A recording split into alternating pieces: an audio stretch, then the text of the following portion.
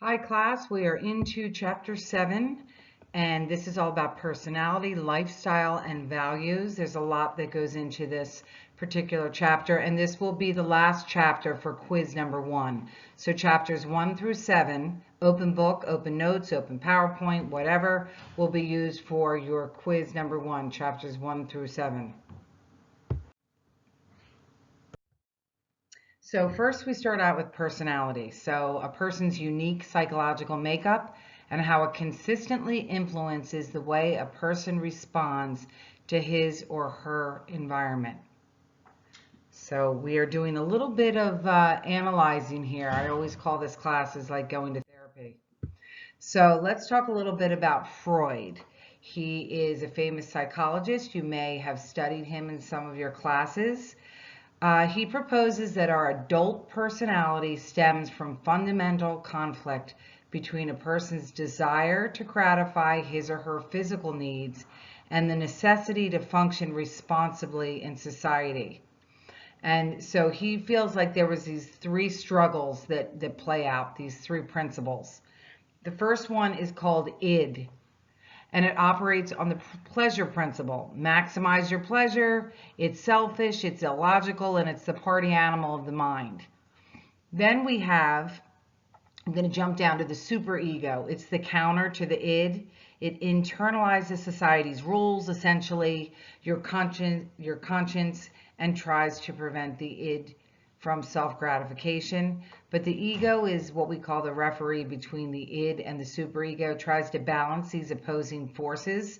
So what you don't know is that all of this is happening inside us all the time. And there is a struggle, some more than others. So here is Freud. His theory highlights the potential importance of unconscious motives that guide our purchases. So most of Freudian's applications in marketing relate to the product's supposed sexual symbolism. So you might have heard the phrase, a Freudian slip. So motivational research. So this has to do with consumption. It's on page 231 of your textbook, but it's used to understand the deeper meanings of products and ads. So there's unconscious motives that are involved in the colors that they choose, and so here are just a list of some of them. So the use of power, masculinity, virility, security, eroticism. Some of you are looking through, I believe, for your exercise, looking at ads that are definitely using sex to sell the product. They could use things like status, femininity, reward, mastery over environment, disalienation, magic and mystery. So all these different motives and consumption are put together in ads so that we buy products. And a lot of this stuff is unconscious motives. So there's a lot more to advertising than you realize. So we're going to get into a little bit more of this in just a moment here. So the next person who's a psychologist that's a disciple of Freud, his name is Carl Jung. He's a father of analytical psychology. He established a concept of collective unconscious, a storehouse of memories we inherit from our ancestors. He explained the shared memories create what he calls an archetype. These are universally recognized ideas and behavioral patterns. So what does this have to do with marketing and consumer behavior? Well, in stories, myths, fables, advertising, there are archetypes that are used over and over again that we all relate to. So let me give you an example. A queen, no matter what, everybody knows what a queen is. Death, the devil, birth, a warrior, an old wise man. So these appear in myths and stories and dreams, and they're often used in advertising in different ways. So let's look into what these mean a little bit further. So the hero, the outlaw, and the magician. Okay, advertisers have long used the archetypal model of the ruggedly handsome hero to speak to the human need for protection. Characters and brands such as the Marlboro Man, which we talked about before, the Old Spice guy, think about him, G.I. Joe, the Gillette razors. They exhibit the true essence of a man through adventure and heroism and bravery. The outlaw archetype is more the risky, rebellious type, whereas like the Harley Davidson motorcycles come in, that rule breaker, the risk taker, being different. And then the magician archetype is more like the Harry Potter, the Disneyland, some fantasy, Wizard of Oz type figure. So, you know, it's symbolism that is used throughout advertising. So let's look a little bit more. There's more archetypes that are used. The regular guy, the jester, the lover. So every age needs a lovable, pretension-free, everyday man. A regular guy like a Homer Simpson. People relate to Homer because when the chips are down, he does the right thing. IKEA also aligns its brand's personality with the universal man, the one-size-fits-all personality who can put things together with ease. If you want a regular guy online shopping experience, turn to eBay. Joe Camel is a humorous jester archetype, again, the rival to the Marlboro Man. And the lover represents everything wonderful and dreamy about life. So think Godiva chocolates, Cinderella, Bailey's Irish Cream, Dove bars. So all of this is being used in advertising without you even knowing it. So here's another example of brand asset valuator archetypes.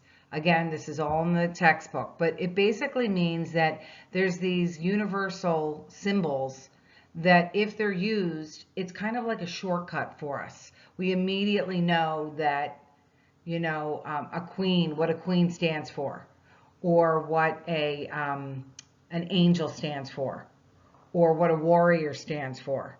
So these archetypes are used in advertising to make shortcuts for us. And this is all on the positive side. I'm going to show you the negative side of things. Same thing. If you show something like, you know, a hag or a witch in an ad, you know, we know exactly that that's evil and something that we don't want to be. Or a sorcerer, or a dictator. So these are all negative things that are shortcuts for us when used in advertising and stories. But this is all psychology being used in advertising as well. So trait theory, personality traits, identifiable characteristics that define a person. So think in terms of a personality profile for, say, a dating service. Most widely known approach to measuring personality traits is called the Big Five, and these set of 5 dimensions. And it's about understanding a person's personality trait to predict their behavior. So do you think that's possible? I think that if you know someone's personality, you're going to know if they're more of a risk taker, if they're more of someone who keeps to themselves, if there's someone who's showy, if there's someone who's creative. But you can look on page 237 and 238 of the textbook for more information on this. So here are some of the examples of what I'm talking about in these personality traits. Many of you have taken or are going to take for your jobs the Myers-Briggs, and it's important to understand if someone's an introvert, an extrovert, and because they're that kind of a personality type, what types of products might they be more apt to purchase or try? Okay, so that's really the idea behind understanding personality traits here. And so, you know, you start off with here on this chart, openness to experience. The degree to which a person's open to new ways of doing things. They love to think up new ways of doing things. So, you know, this is probably the type of person that would try a new flavor of something that came out or something to that degree. Extroversion, how well a person tolerates stimulation from people. or is outgoing. They talk a lot to different people at parties, and they're, kind of the leader, maybe someone that people go to when they're looking to find out about new products. So they're kind of like a market maven. They probably are someone that's an early adopter to products. So they'd be the first one to get a certain iPhone or something like that. So let's talk about personality and brands. That's probably one of my favorite things because companies work very hard to create a personality. And here's a great example. I don't necessarily drink these energy drinks, but you have to admit the packaging is pretty amazing. Colorful, large, funky flavors like birthday cake, unicorn, and who knows what else is on there. But brands absolutely have personalities. A lot of beers, wines, and alcohol use labels to display their personalities. So I just happen to pick, I'm a red wine drinker, I'll be honest, but I have had this product. First of all, it has a pitchfork on it, and it's called the Velvet Devil. So we kind of know from the archetypes that devil means something that's a little risky, a little naughty. And the velvet part's like, wait a minute, Velvet Devil. I just thought the whole thing sounded cool. So I'm like, I'm trying this. Wouldn't you know, it's actually pretty good. But there's a lot of like new wine companies out there, like canned wines are the latest thing, or alcohol we know that has like funky flavors and funky, funky Buddha here for beer, and different companies. They attract us, okay? They make us think that, we're different and that they have a cool personality. So brand personalities, it's when they take a set of traits that people attribute to a product as if they were a person. And that's where that brand positioning comes in that we talked about in the exercise, right? You position a brand and you make the brand either like cool or funky or conservative or high end or value based. So reader response theory means, how does the reader interpret a story? So marketers need to tell a story about their brand, and this is really important, connecting, especially with Gen Z, okay? Having that connection with Gen Z through authenticity is really important. Where did your brand come from? Are they giving back? That kind of thing's important. An underdog brand biography is the brand's humble origins. It's a grassroots kind of a brand. It came up in my backyard or in a barn or in my garage, whatever the case may be. Okay, anthropomorphism, yeah, another word for you, attribute human characteristics to objects or animals. So think Tony the Tiger, okay, something like that. Brand resonance, a brand that truly speaks to some aspect of the consumer's individual life or culture. And I have on page 241 in the textbook, so there, believe it or not, there are types of brand resonance. So I'm just going to talk about a couple of them here. So intimacy. The brand example has the insiders who know details of its history, included significant product development, is Nike Air Jordans, okay? The role of resonance, emblematic of social role is Birkenstocks. So there's all these like resonance types, their impact, and then the brand example. So you can think of your own brand that resonates with you. Okay, a lifestyle defines a pattern of consumption that reflects a person's choices of how they spend his or her time, money, and the choices are essential to define the consumer's identity. So I have this great picture here because it's really defines like what a healthy lifestyle looks like. It's what you eat, what you do, what you drink. Are you athletic? Do you eat vitamins? Are you eating organic? Do you walk? Are you drinking water? So when we think about somebody's lifestyle, I think it's important to understand them completely, and that's how marketers understand someone. So lifestyle marketing perspective is people sort themselves into groups based on things that they like to do, how they spend their leisure time, and disposable income, I'm sorry. So advertisers want to associate a product with a social situation. Okay, so they call this like consumption style. So for instance, um, a social situation might be a barbecue or a golf outing or a nightclub. And then they associate different things with that outing.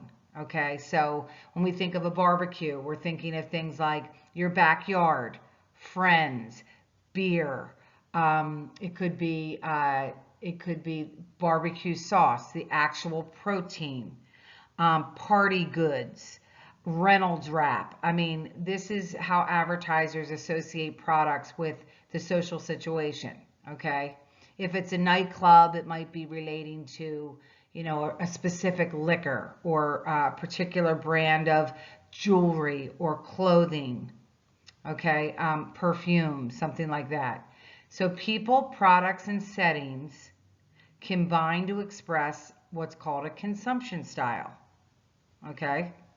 So Facebook did a great job at the Super Bowl. They showed this ad for what I thought was the first time. But this is the Facebook Rock ad. And what they're doing on Facebook is they're basically telling you for whatever kind of person you are, you can find a group on Facebook. And they relate it to a rock. And please look at the YouTube video. They go from anything from rocking chairs to rock and roll to Rocky and Chris Rock. So if you want to be part of a group or a consumption style, here's your group, okay? So check it out. It's a fun video. Okay, learning objectives 7.4.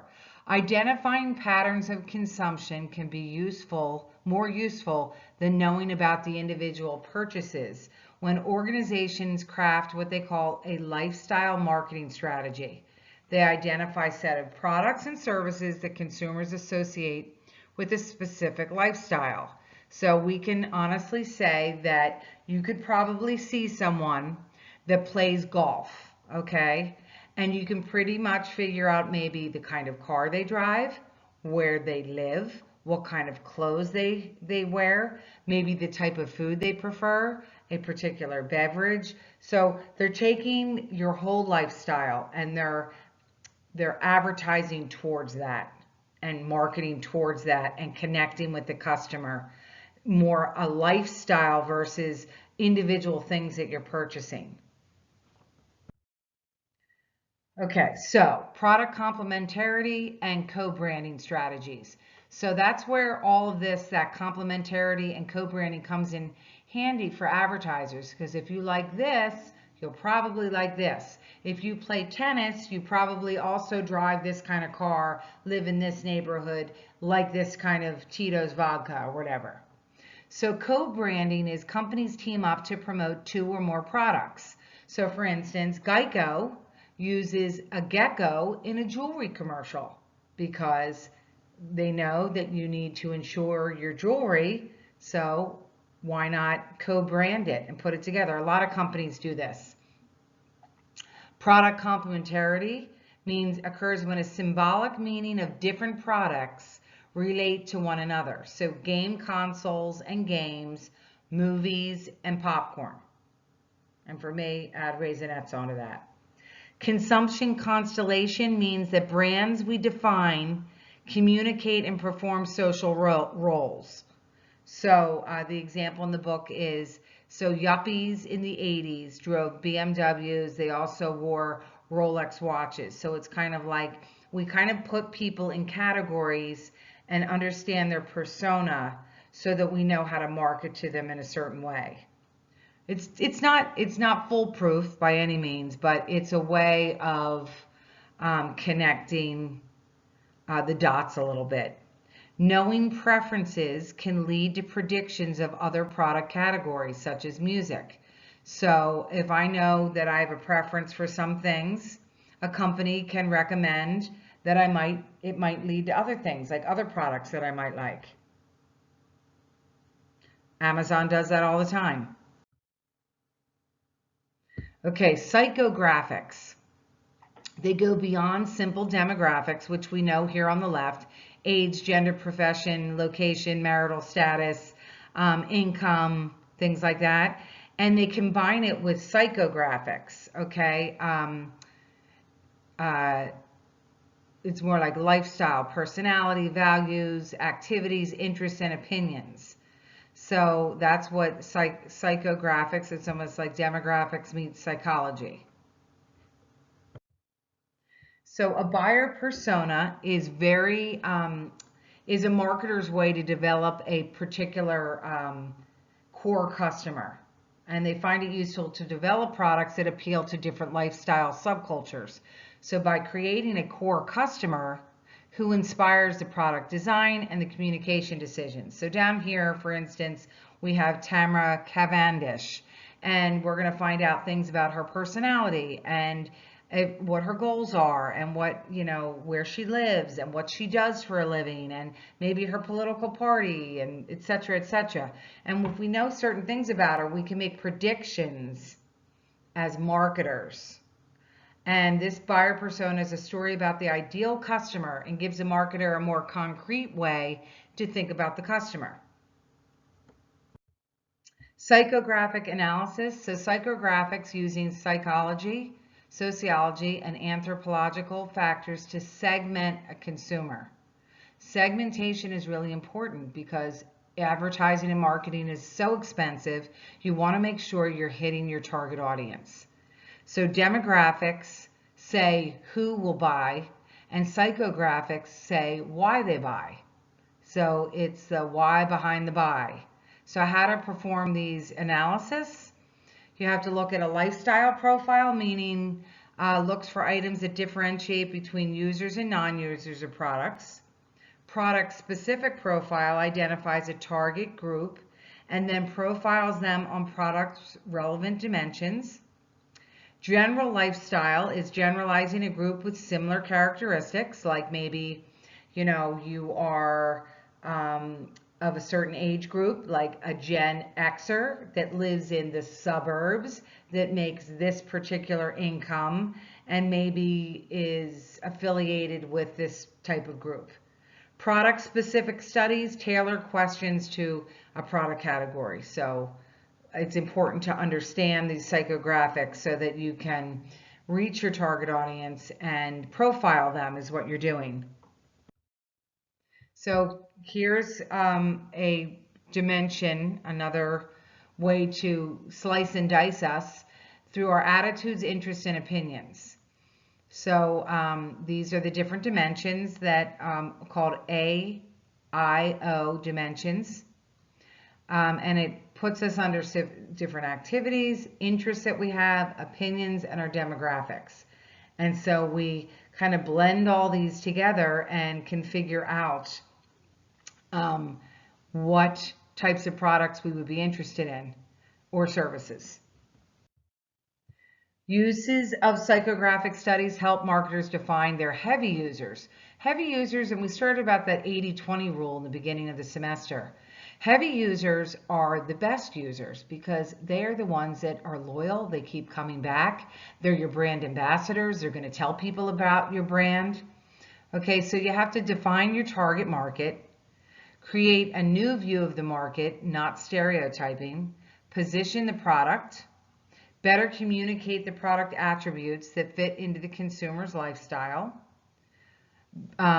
develop product strategies for new opportunities for the product, and market social and political issues, philanthropic connection. So I want you to look at this video. It's Gen Z, so you'll like it. It's all about you. But it really talks about understanding the generations and why they think the way they think because of the experiences they've had. And it really helps marketers understand where their target audience is coming from, what they're influenced by, and I think you'll enjoy this video. Values. Okay, a value is a belief that some condition is preferable to its opposite. So example, most people prefer freedom to slavery. Okay, A person's set of values plays an important role in what they'll consume because we have certain systems in place. So our core values, for instance, are the set of values that are the backbone of society or a culture, such as freedom, youthfulness, achievement. We value these things in our country. A belief system advocates of a belief system often seek out others with similar beliefs. So your belief system is your politics, maybe religion, veganism, that's what you believe in. Your value system is a ranking of our universal values. Each culture has a different ranking. You know, as I said before, we really value our freedom in this country. So, for instance, underlying values often drive consumers' motivation. So here with Chipotle, they talk about, and like places like Panera, clean food, sourcing from free trade type organizations, cage-free, things like that are important to us when we use particular makeup or something like that, that it's not tested on animals. So these kinds of things are pushing more and more people of your age group to buy or not buy products. Materialism. Okay. The importance people attach to worldly possessions. So to be materialistic, it means that you value possessions for their status and appearance related meanings. We all know someone, maybe you are materialistic and you don't know it. Maybe you know someone that is, but materialistic people link more of their self-identity to products like cars and houses and clothing and things like that. It is a strong trait of Americans. We're known for our kind of big Americans, interested in the inherent qualities of the product, such as the provenance. Where did it come from? Provenance is important to a lot of consumers because they want to know, you know, is it farm fresh? Is it from a farm? Is it from the source that is authentic? Curation is another trending process of carefully chosen products just for you. We know with the different boxes, subscription boxes that we're getting now, like I mentioned before, Stitch Fix, things like that. That makes us feel like, oh, you know, they know my measurements, they know what I like, and they've curated this box just for me. Minimalism is the opposite of being a materialist. It's a simple lifestyle. I think a lot more people are moving towards that than they ever were before. So see some of the trends in consumption we were talking about in our field exercise, different things that I'm looking forward to finding out some of your hot trends. But here's an example of, you know, people are living, you know, in smaller homes, including, you know, a VW van. Okay, so values linked to consumer behavior. What are some norms? This is our last slide for chapter 7 before you find this material on your quizzes. Norms are custom. Custom is a norm that controls basic behavior. It tells us what time we should eat a meal, for instance. We had breakfast, lunch, and dinner. That's the norm. Moire is a custom with strong moral overtones, such as something that's taboo, like what kind of food is okay to eat here or in our particular region of the world compared to other places where it might not be okay. Convention, a norm that regulates how we conduct ourselves in everyday life. It tells us how we should eat a meal. So with utensils, we hope, a napkin, seated, you know, with a napkin in our lap. These are conventions. Imagine if you walked into a restaurant or someone's home and people were just, you know, using their hands for everything. That's not convention where we're from. Much of what we do know about these norms, we do learn by observation of family, TV commercials, print ads, and other media. So the next time we meet, it will be for chapter 8, and it will be for quiz number 2.